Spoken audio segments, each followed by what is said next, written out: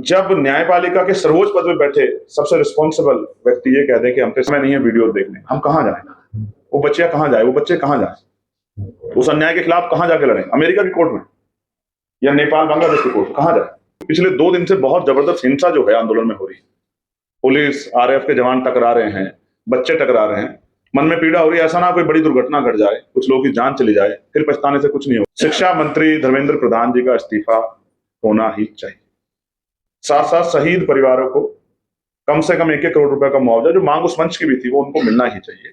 Police द्वारा छात्राओं के साथ की गई अशोभनीय व अमर्यादित घटनाओं की निष्पक्ष जांच और दोषियों के विरुद्ध कार्रवाई। पुलिस के साथ सादी वर्दी में मौजूद व्यक्ति कौन थे तथा पुलिस के हेलमेट व लाठियां, डंडे उन लोगों को कहां से प्राप्त हुए, इसकी भी जांच होनी चाहिए। नहीं थे, ये जंतर मंतर था, जलियांवाला बाग नहीं था। आप भारतीय सरकार थे, आप जनरल डायर ओडवायर नहीं थे कि आपने ऐसा आदेश दिया कि पैलेट गन जो है चलानी पड़ी, और वो लगी भी है बच्चों को। अब इस आंदोलन को लाठी डंडों से दबाया नहीं जा सकता, वार्ता करनी पड़ेगी और बच्चों की मांग माननी पड़ेगी। कल जो हुआ शायद वो बहुत सारे लोगों ने ना देखा, मगर मैंने देखा, और मैं आपको बताना चाहता हूं कि कल जो हुआ है वो किसी भी देश की लोकतांत्रिक व्यवस्था में अच्छा नहीं। जब आपके साथ अन्याय होता है तो आप कहां जाते हैं? पुलिस के पास, एडमिनिस्ट्रेशन के पास। और जब अन्याय करने वाली सरकार हो तो जो नहीं सुन रहा सरकार का व्यक्ति, उससे बड़े व्यक्ति की तरफ हम लोग मांग पत्र देते हैं, आंदोलन करते हैं। और जब सरकारी दमन करने लग जाए तो आप कहां जाते हैं? सरकार दमन पे उतर आए कोर्ट में। और जब राज्य के कोर्ट ना सुने, हाई कोर्ट ना सुने, तो हम कहां जाते हैं? और जब सुप्रीम कोर्ट में बैठे चीफ जस्टिस ये कह दें कि हम पे अन्याय देखने का समय नहीं है, तो फिर क्या किया जाए? जब हम पे अन्याय होता है तो हम कहते हैं कि I will see you in court. और जब कोर्ट जो है, जैसे मेरे साथ कई बार उलझन होती तो मैं कहता हूं कि मैं आपको पार्लियामेंट में देख लूंगा, मेरा प्रिविलेज है, मैं जाके जो है दूंगा भी, मैंने दिया भी है किसी के खिलाफ, अधिकारियों के खिलाफ। लेकिन जब न्यायपालिका के सर्वोच्च पद पे बैठे सबसे रिस्पॉन्सिबल व्यक्ति ये कह दे कि हम पे समय नहीं है, तो फिर नाउम्मीद हो जाते हैं लोग। मैं भी ऐसा ही हुआ, कल निराशा हुई ये सुन के कि हम पे समय नहीं है वीडियो देखने, हम कहां जाए? वो बच्चियां कहां जाए, वो बच्चे कहां जाए, उस अन्याय के खिलाफ कहां जाके लड़ें? अमेरिका की कोर्ट में या नेपाल बांग्लादेश की कोर्ट में, कहां जाए? या रूस? मुझे लगा कि अब समय आ गया है, अब जो चुप रहेगा उसको जनता माफ नहीं करेगी। अब समय आ गया है लड़ने का, और इस तरह से लड़ने का कि देश का हर एक व्यक्ति, जहां इंटरनेट नहीं है, वो भी जान जाए, वो भी जाग जाए, वो भी समझ जाए कि हम निर्णायक समय में हैं। आज जो चुप रहेगा वो भी मरेगा, और जो बोलेगा वो तो किस हालत में आप देख रहे हैं। तो प्यारे साथियों, हम भारतीय हैं, हम निराशा में भी आशा ढूंढते हैं, हम निराश नहीं होते हैं। जब हम पे कोई बहुत मुसीबत आती है तो हम क्या कहते हैं कि अच्छा हुआ इतनी इसमें टल गई, क्या पता इससे बड़ा हो जाता। अक्सर दुर्घटना हो जाती है, पैर टूट गया, हाथ सर टूट, क्या कहते हैं कि अच्छा हुआ इसी पे चली गई भाई, क्या पता जान ही चली जाती। और अपने अपने ईश्वर का शुक्रिया अदा करते हैं, धन्यवाद करते हैं। तो हम आशावादी लोग हैं। अब हमने तय किया कि ये आंदोलन घर घर जाना चाहिए। हम उन बच्चों से ही सारी उम्मीद ना लगाएं, कुछ हमारी जिम्मेदारी भी है, हम अपनी जिम्मेदारी उठाने के लिए तैयार रहें। और आप जानते हैं, मैं जब बैठा था रात में, तो जो लोग नहीं थे 20 में, अगले दिन वो भी सड़कों पे थे। इस बात को गंभीरता से आप समझ सकते हैं कि वो 20 में सड़कों पे क्यों नहीं थे, या 19 में क्यों नहीं थे, और वो 21 में क्यों थे। आप इस बात को अच्छी तरह समझ सकते हैं। तो मैं ये कह रहा हूं कि अब समय आ गया है कि हम एक निर्णायक जन आंदोलन शुरू करें। और वो इसलिए क्योंकि जन आंदोलन ही एक रास्ता बचा है।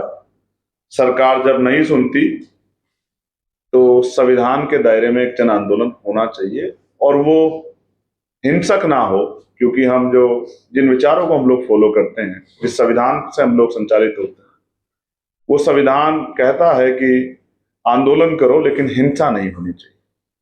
तो हिंसा से मेरी असहमति, वो कोई भी करे, चाहे वो पुलिस करे या सरकार करे या कोई आम आदमी करे। मैं हिंसा का न समर्थक हूं न कभी भविष्य में हो सकता हूं, क्योंकि मैं तो ये जानता हूं, मैं बार बार कहता हूं, अगर हम हिंसा के रास्ते पर जाएंगे तो हमें गोली मारना आसान हो जाएगा। ये कह के इस देश में जितने प्रोटेस्ट हुए हैं, आप किसान आंदोलन देखो तो उन पे किस तरह के सवाल खड़े किए गए, लाठियां भी बजी, आपने खूब देखा, कीलें भी लगाई गई, बड़ी बड़ी कीलें, रास्ते बंद किए गए। जब महिला पहलवान लड़ने आई थी तो क्या क्या कहा गया। और कोई भी आंदोलन आता है तो वो कहां से फंडेड है, क्या क्या, कितने सवाल खड़े होते हैं। मेरा काम नहीं किसी को सवाल खड़ा करना।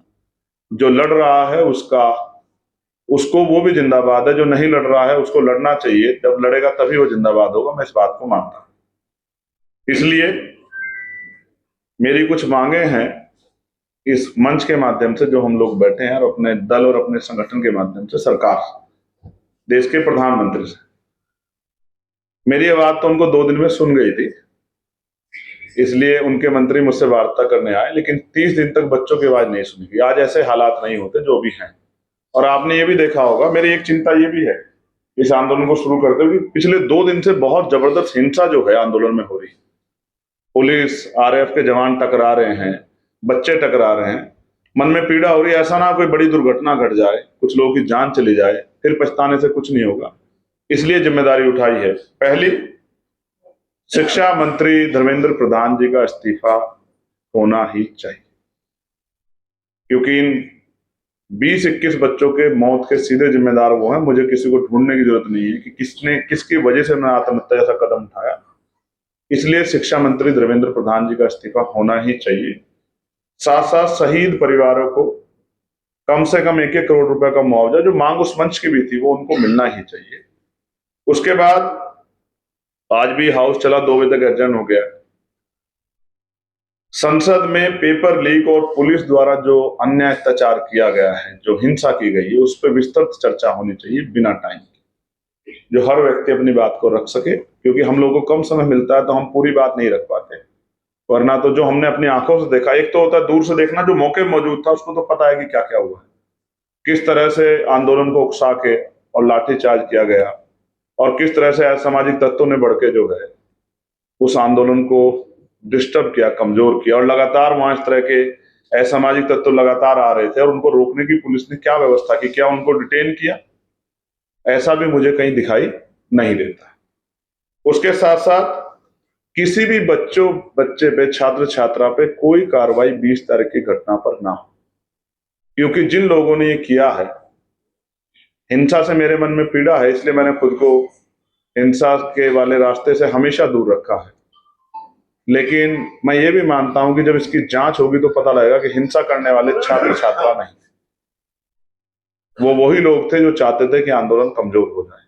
और अगर किसी भी आंदोलन में कोई उस तरह की गाइडलाइन नहीं है तो कोई भी हिंसा करने वाला व्यक्ति आ सकता है, 1-2 दिन आपकी भाषा बोल सकता है, 2 दिन बाद उनकी भाषा बोल सकता है और आंदोलन को कमजोर कर सकता है। आंदोलन महत्वपूर्ण है, कोई मंच महत्वपूर्ण नहीं है।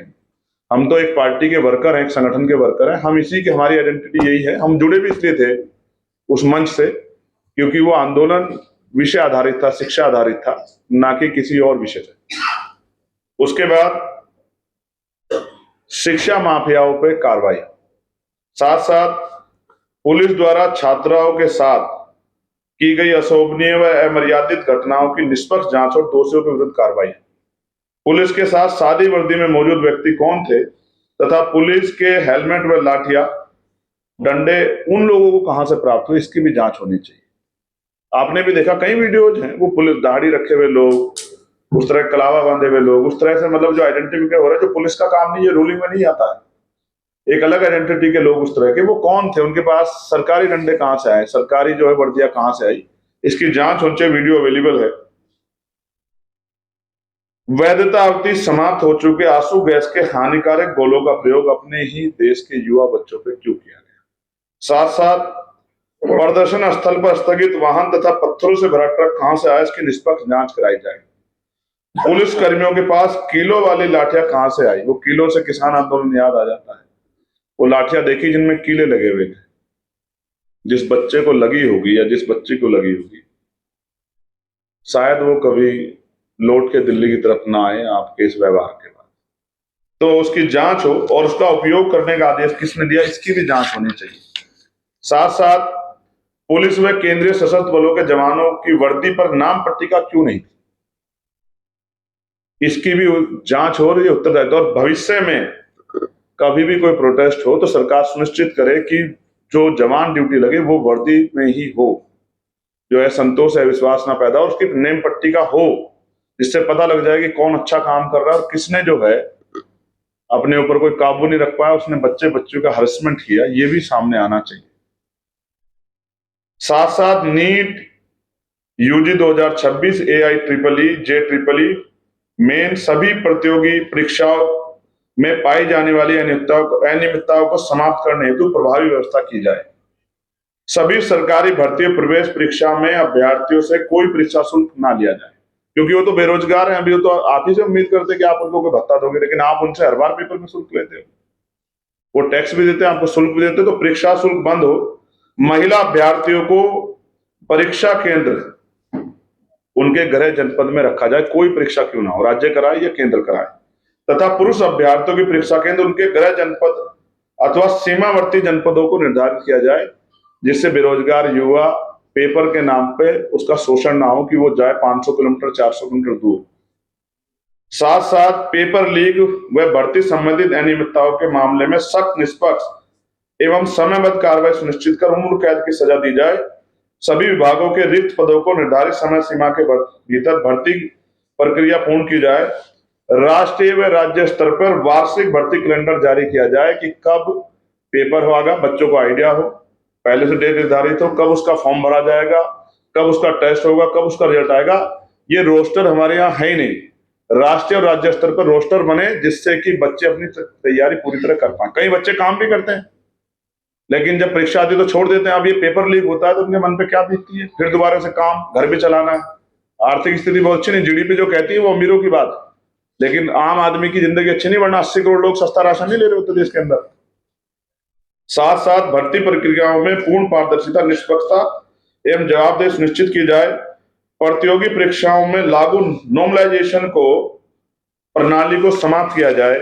जिन परीक्षाओं में स्कोर बोर्ड जारी किए बिना परिणाम घोषित किए गए, उनके परिणाम के साथ प्रत्येक अभ्यर्थी का स्कोर बोर्ड अनिवार्य रूप से किया जाए। इंपॉर्टेंट ये है कि पैलेट गन जो थी वे, अगर वो लग जाए किसी को नजदीक से, किसी की आंख जा सकती थी। ये क्रिमिनल नहीं थे, ये जंतर मंतर था, जलियांवाला बाग नहीं था। आप भारतीय सरकार थे, आप जनरल डायर ओडवायर नहीं थे कि आपने ऐसा आदेश दिया कि पैलेट गन जो है चलानी पड़ी और वो लगी भी है बच्चों को। इतने निर्दयी होना किसी भी सरकार के लिए खतरनाक है और देश के लिए भी खतरनाक है। पुलिस स्टेट नहीं, जो मैंने बता दिया आपको, भविष्य में किसी प्रोटेस्ट में जो जवान हो। साथ साथ न्यायपालिका से मेरा आग्रह है, माननीय न्यायपालिका और सरकार से, कि वो युवाओं को कीड़े मकोड़ा समझना बंद करें। ये युवा हैं, देश की रीढ़ है। इनको अगर आप कीड़े मकोड़े समझोगे तो इनके मन में अविश्वास, निराशा पैदा होगी। ये देश किसी भी देश के लिए अच्छा नहीं। और मैं समझता हूं कि देश के लिए कुछ करने का मौका बहुत कम मिलता है, और मैं और मेरे साथी जो हैं, हम युवाओं के लिए, जो 50% ज्यादा आबादी, कुछ करने के लिए इस बार संघर्ष करेंगे, जो फैसला हम आज ले रहे हैं। क्योंकि अगर आज नहीं लड़े तो मैंने पहले भी कहा कि उन अपने आने वाली पीढ़ियों से और वर्तमान के अपने छोटे भाइयों बहनों से कैसे आंख मिला पाएंगे। इसलिए आंदोलन को मजबूत करेंगे। बस मेरी युवाओं से अपील है जो कहीं भी प्रोटेस्ट कर रहे हैं कि वो हिंसा से दूर रहें, किसी के उत्साह में ना आए, शांतिपूर्ण आंदोलन करें। और आज ही हम कोशिश करेंगे, जो मेरे साथी हैं पार्लियामेंट में, उनसे वार्ता करके हम देश के गृह मंत्री से मिलें। क्या उनको इस इतनी बड़ी घटना की जानकारी नहीं है? अगर वो हमें नहीं सुनेंगे तो हम वहीं उनके दफ्तर के बाहर अपना विरोध भी दर्ज कराएंगे। जब बाबा साहब के स्टैचू पे धरना हो सकता है तो उनके दफ्तर के बाहर भी हम धरना कर सकते हैं। ये हमारा अधिकार है, क्योंकि देश के युवाओं को सवाल है। और यहाँ पुलिस गृह मंत्री जी के पास है, उनको जवाब देना पड़ेगा। उनकी चुप्पी अविश्वास पैदा कर रही है।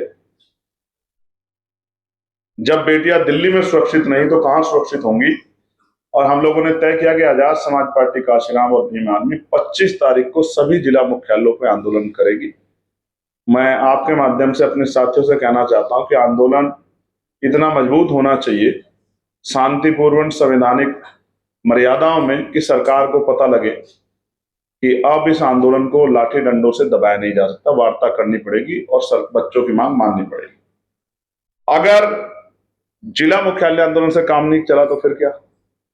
तो फिर राज्य स्तरीय आंदोलन होंगे, प्रदेश स्तरीय मुख्यालयों पर मार्च होंगे, घेराव होंगे, धरना प्रदर्शन होंगे।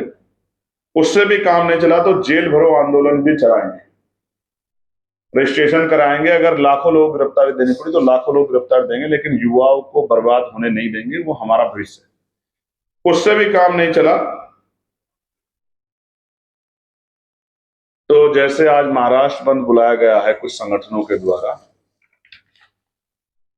अपने युवा भाइयों बहनों के भविष्य को सुरक्षित रखने के लिए और उनकी पीड़ा को कम करने के लिए देश बंद जैसा आंदोलन भी करेंगे, लेकिन चुप नहीं बैठेंगे। इस बात के लिए मैं आज आपके बीच उपस्थित हूं कि बहुत हो गया है, बहुत हो गया है, अब नहीं, और अब नहीं तो कभी नहीं। आज उन्हें हमारी जरूरत है। नेता तो जाते हैं चुनाव के समय हाथ जोड़कर उनकी बस्तियों में वोट मांगने के लिए, लेकिन आज उनको हमारी जरूरत है। हमारे लिए राजनीतिक नहीं है, हमारे लिए इसलिए जरूरी है क्योंकि हर घर में नौजवान हैं। हम अपने संगठन के जरिए, क्योंकि हम एक बड़े संगठन को रिप्रेजेंट करते हैं, आप इस बात को जानते हैं, दिल्ली में भी हमने 5-5 लोगों के आंदोलन पहले किए हैं और शांतिप्रिय आंदोलन किए हैं। कभी कोई एक पत्ता भी नहीं हटा, कभी किसी को कोई चोट भी नहीं लगी। गर्मी, भयंकर गर्मी में आंदोलन किए हैं।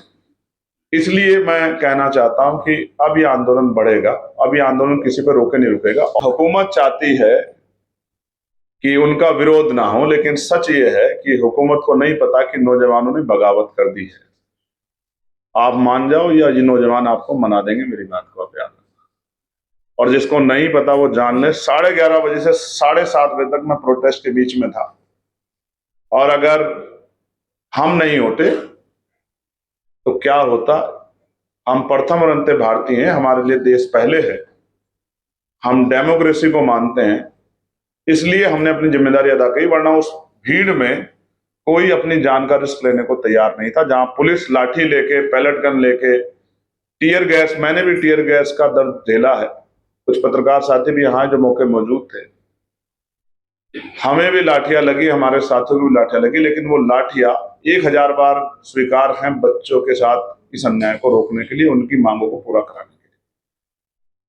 जो रोड है वो पार्लियामेंट स्ट्रीट रोड वही है ना, मेन जो है, उसका वीडियो जो आप देखना, कम से कम 1 लाख युवा थे वहां जो हम पे विश्वास करके बैठे थे, जिनसे हमने अपील की थी कि आप उठना मत, क्योंकि मुझे ये भी पता था वो उठ के आगे जाएंगे। और आगे भी पूरा पैक है, बैरिकेडिंग हुआ, और उसके अगली तरफ गोलियां उनका इंतजार कर रही है उनकी जीवन रक्षा के लिए, क्योंकि उनको आंदोलन का अनुभव नहीं। मैंने उनसे हाथ जोड़ जोड़ के रोक के रखा कि आप आगे मत जाना, यहीं बैठ जाओ, सरकार आपको सुनेंगी अगर आप इसको शांतिपूर्वक रखोगे।